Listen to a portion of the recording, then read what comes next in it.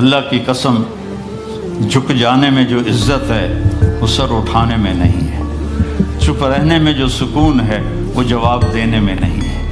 ایک عورت نے پوچھا یا رسول اللہ میرے خامند کا میرے اوپر کیا حق ہے؟ آپ نے فرمایا تیرے خامند کے جسم پہ پھوڑے نکل آئیں اور ان میں گندا پانی جمع ہو جائے اور تو زبان سے چاٹ کے اس کے زخم صاف کرے تو بھی تو نے خامند کا حق ادا نہیں کیا۔ دونوں کو بیلنس کیا ہے۔ بہترین مسلمان وہ ہے جس کا بیوی کے ساتھ اچھا سلوک ہو۔ جب تک آپ کو صبر اور برداشت کرنا نہیں آئے گا آپ کی زندگی خوبصورت نہیں ہو سکتی۔ غصے کو پینا سیکھو، غصے کو دبانا سیکھو، غصے کے وقت چپ رہنا سیکھو تو آپ کی زندگی بڑی خوبصورت ہو جائے گی۔ دل دریا سمندروں ڈوبے کون دلانیاں جانے ہو، وچے بیڑے وچے جھیڑے وچے ونج مہانے ہو۔ میرے نبی نے گھروں کو آباد کرنے کا ایک خوبصورت طریقہ بتایا کہ اس زبان پہ قابو کر لو، اس زبان پہ قابو کر لو، خاموش رہنا سیکھ لو۔ غصے کے بیوی کو غصہ چڑھ جائے تو خامند چپ کر جائے، خامند کو غصہ چڑھے تو بیوی چپ کر جائے تو آپ کا گھر خوبصورت رہے گا۔ اگر دونوں ہی آگ لگ گئی اور دونوں ہی بولنا شروع ہو گئے تو آپ بھی گئے، آپ کے بچے بھی گئے۔ اپنی زبان پہ قابو پانا سیکھو۔ ہماری ایک دھوبن تھی ماسی شریفہ، فوت ہوگی بیچاری، وہ تھی بڑی لڑاکی، چھوٹے قادی آئی تو چنگا شرلی پٹاخہ ہے، تو وہ آئی میری بہن کے پاس، کہتی بی بی میری نوواں میرے نال بڑا لڑدیاں، لڑتی آپ تھی، میری نوواں میرے نال بڑا لڑدیاں، میں نے کوئی تویز دے کہ ساریاں میریاں نوکر بن جانا۔ اب میری بہن کو تو پتہ تھا کہ ماشاءاللہ آپ سوا شیر ہے، تو میری بہن تویز گنڈے کا ہمارے ملک میں بڑا رواج ہے، تو ایسے الٹی سیدھے لکیریں لگا کے نا تو رول کر کے چھوٹا سا بنا کے نا کہا کہ ماسی جب تیری لڑائی ہونے لگے تو یہ تعویذ تم نے یہاں رکھ لینا اور چک مار لینا ایسے، اور اس کو گرنے نہیں دینا، گر گیا تو وہ تیری خیر کوئی نہیں۔ اور اس نے کیا کیا، اس کو چپ کروانے کا طریقہ، تو تعویذ کی تو بڑی اہمیت ہوتی ہے۔ تو ایک ہفتے کے بعد آ گئی، بی بی تو بڑا چنگا تعویذ دیتا، ساری لڑائی ختم ہو گئی کیونکہ ماسی شریفہ چپ ہو گئی۔ تو یہ سب ان عورتوں کو بھی تعویذ دیتا ہوں، ماسی شریفہ والا آپ کو بھی دیتا ہوں۔ ماسی شریفہ والا تعویذ لے لو، آپ کی زندگی بڑی خوشحال ہو جائے گی۔ اللہ کی قسم جھک جانے میں جو عزت ہے وہ سر اٹھانے میں نہیں ہے، چپ رہنے میں جو سکون ہے وہ جواب دینے میں نہیں ہے۔ آپ خاموش رہنا سیکھو، آپ اپنے بچوں کو عزت دینا سیکھو، اپنے بچوں کو ٹائم دیا کرو۔ یہاں مرد کی بھی جاب ہے، عورت کی بھی جاب ہے، تو بچے نظر انداز ہوتے ہیں، ان کو ٹائم دو۔ میرے نبی نے فرمایا اکرموا اولادکم، اپنی اولاد کو عزت دو، اور آپ نے فرمایا خیرکم خیرکم لأہلہ، سب سے بہترین مسلمان وہ ہے جو بیوی سے اچھا سلوک کرے۔ ایک عورت نے پوچھا یا رسول اللہ میرے خامند کا میرے اوپر کیا حق ہے؟ آپ نے فرمایا تیرے خامند کے جسم پہ پھوڑے نکل آئیں اور ان میں گندا پانی جمع ہو جائے اور تو زبان سے چاٹ کے اس کے زخم صاف کرے تو بھی تو نے خامند کا حق ادا نہیں کیا۔ دونوں کو بیلنس کیا ہے۔ بہترین مسلمان وہ ہے جس کا بیوی کے ساتھ اچھا سلوک ہو۔ آپ نے 11 شادیاں کی، یہ شوق کی نہیں تھیں، یہ اللہ کے حکم کی تھیں اور ہمیں زندگی سمجھانے کے لیے تھیں کہ آپ یہاں رہو یا کہیں اور جگہ رہو، جب تک آپ کو صبر اور برداشت کرنا نہیں آئے گا آپ کی زندگی خوبصورت نہیں ہو سکتی۔ غصے کو پینا سیکھو، غصے کو دبانا سیکھو، غصے کے وقت چپ رہنا سیکھو تو آپ کی زندگی بڑی خوبصورت ہو جائے گی، بہت حسین ہو جائے گی۔ زندگی اندر ہے، باہر نہیں۔ اب روز رائس میں چڑھ کے کوئی اچھی زندگی نہیں گزار رہے، لائف تو اندر ہے۔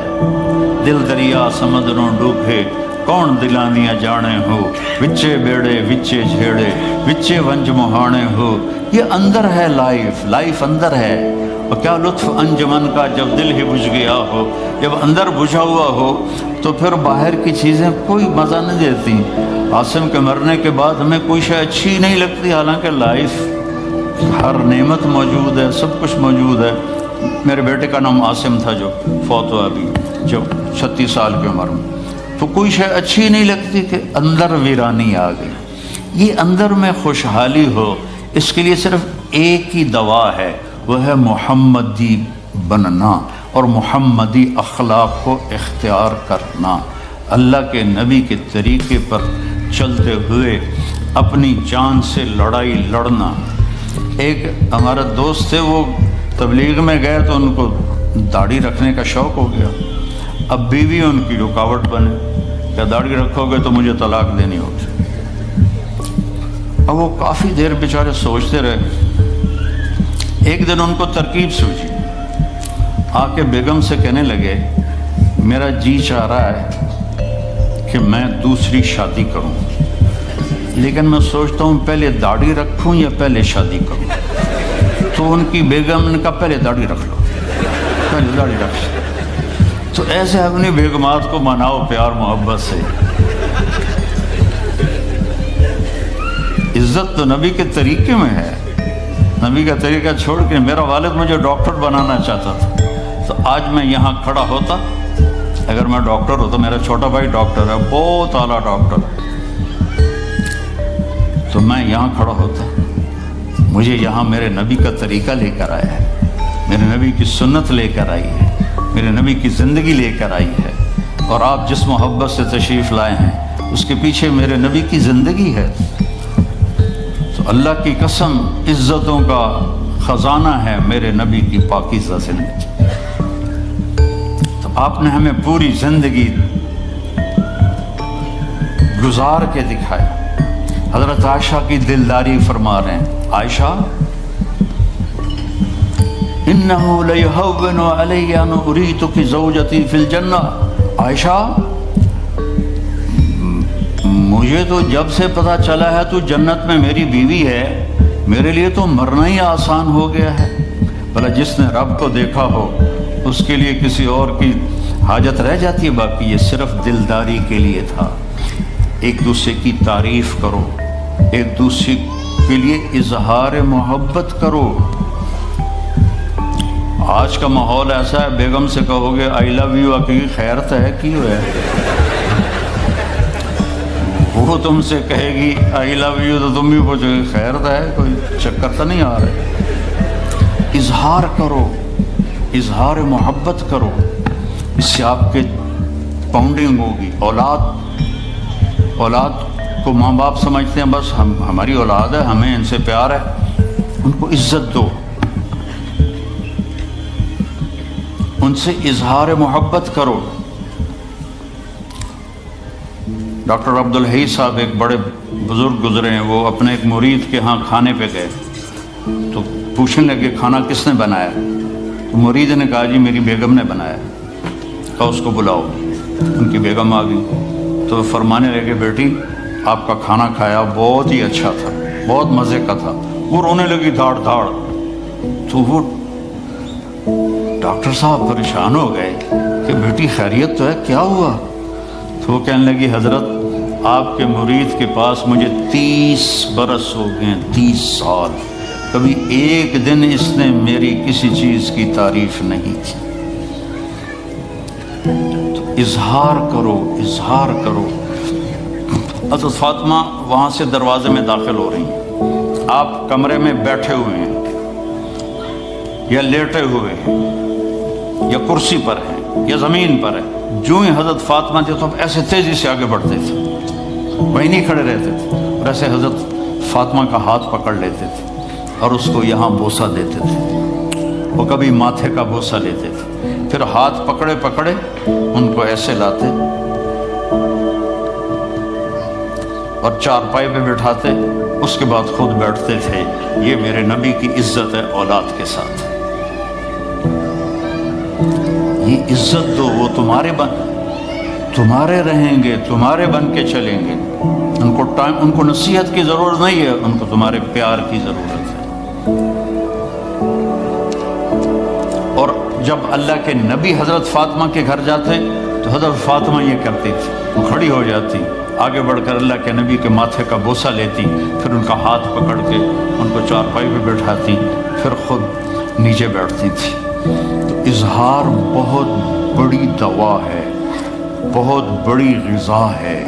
انسان محتاج ہوتا ہے اچھے کیے کہ وہ تعریف چاہتا ہے، خوشامد نہیں ہے، خوشامد حرام ہے، اور تعریف واجب ہے کہ اس کی حوصلہ افزائی کرو۔ یہ آپ کے بڑے گھر سے اور بڑی گاڑیوں سے آپ کی زندگی خوبصورت نہیں بنے گی، نبی پاک صلی اللہ علیہ وسلم کی مبارک زندگی کو اپنانے سے آپ کی زندگی خوبصورت بنے گی۔ باقی سب دھوکہ ہے، میرے رب کی قسم، سب فریب ہے۔ کچھ سال پہلے یہاں سے کوئی بڑے تاجر کی بیگم گئی وہاں لاہور، تو مجھے انہوں نے ملنے کی خواہش ظاہر کی، تو ملانے والے نے کہا کہ یہ خاتون کے جو خامد ہیں وہ پاؤنڈ میں اربوں پتی ہیں، پاؤنڈ میں۔ ٹھیک ہے، وہ آ گئی اور آ کے رونا شروع کر دیا کہ لوگ مجھے سمجھتے ہیں میں بڑی خوش قسمت ہوں، بڑی دولت ہے، بڑی گاڑیاں ہیں، لیکن میں سب کو کیا کروں، میرے خامد کا سلوک ہی اچھا نہیں۔ ہر شے اس نے زیرو کر دی کہ سلوک اچھا نہیں۔ اس کے چند دن بعد ایک اور واقعہ پیش آیا۔ ایک نوجوان میرے پاس آیا کہ حضرت اللہ نے دنیا کی ہر دولت دی ہے، ہر شے دی ہے، لیکن میری بیوی کی زبان 30 فٹ لمبی، میں کہا 29.5 فٹ کٹ دے باقی ران دے، کہ اس کی زبان بڑی لمبی ہے، میں تنگ، اگر بچے نہ ہوتے تو میں اس کو طلاق دے دیتی۔